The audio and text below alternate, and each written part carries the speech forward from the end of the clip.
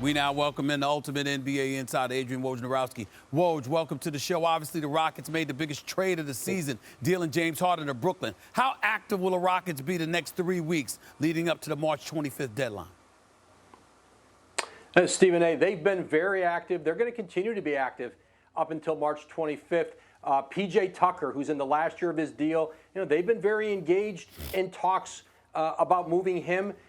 Contenders like Milwaukee, Brooklyn, the Lakers, Miami have all shown interest in him. And Victor Oladipo, who turned down a 2-year, $45 million extension. He's in the last year of his deal. I think there'll be a lot of teams calling, gauging the willingness of Houston to move on from him. What kind of package could they potentially get for him? Do they want to move forward with him? I think how Oladipo's health is, how he plays between now and March 25th, I think that's going to play a role in how Houston looks at this. One other player that is signed for a couple more years, Eric Gordon. There's a great deal of interest in Gordon.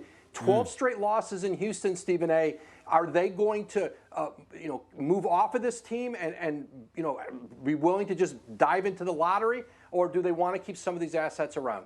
Move off. What the hell is there to hold on to? We'll discuss that another day, Woj. We'll discuss that another day. Let's move on to the Nets because Joe Harris was on your podcast, the Woj Pod, this week. What did he say about the impact James Harden has had on the team since joining Brooklyn?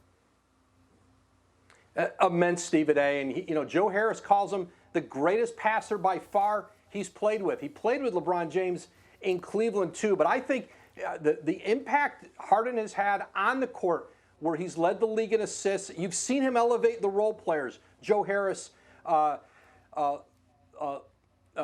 Bruce Brown, those guys have played much better with the ball in James Harden's hands. Landry Shamet, and I think the impact he's had in that locker room, getting Kyrie Irving off the ball, Stephen A., and putting that ball into James Harden's hands, it's transformed this team. I think people thought that trade was a luxury for Brooklyn to get James Harden. I think they feel it was a necessity.